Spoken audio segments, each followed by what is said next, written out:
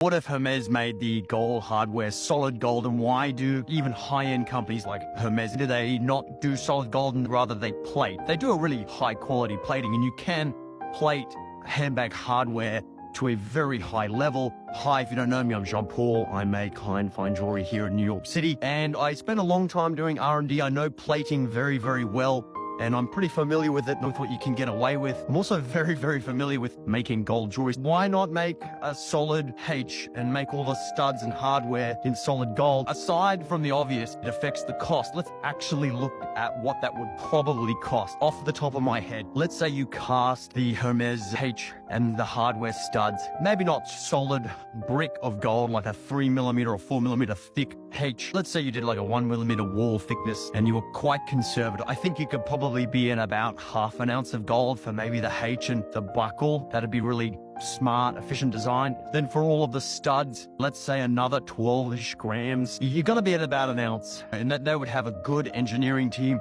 to get the weight down as best they could so that we're not lugging around a brick of gold. Let's say we're at an ounce cost, and that's of course not the cost of making it, just the raw cost of the gold would be $2,000. Let's say $3,000 additional cost to the bracelet, because of course you've got a polo shirt and do the jewelry work and whatnot. Let's say $3,000 extra to the cost, which in the retail end would be anywhere from $9,000 to $12,000. The customer walks in to buy an Hermes bag and they're looking at one that is the highest quality gold-plated handbag hardware, which is an industry standard, and they kind of set the benchmark. And then they look at the solid gold option. You've got two options now, a solid gold option and a plated option. Well, why not save that $12,000 extra, whatever the additional retail cost is going to be, anywhere from $5, $10, $15 extra $1,000 to make it in solid gold. Even the most affluent of customers is going to walk in there and go, well, this has a lifetime warranty. I've got other plated ones that are just as beautiful in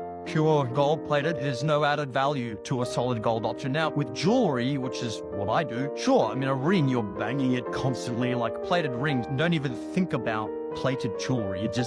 There's nothing long lasting about it. A handbag is probably going to stand up to the test of time with bumps and scratches, etc. Jewelry is touching everything abrasive all the time because you're touching things with your hands. Purely comes down to the cost, and not so much that you couldn't do it, but the consumer is likely not going to invest an extra $10,000 into something for not much more added value. If it added more value, brought more value to them, it would. And in a case of jewelry, definitely adds value.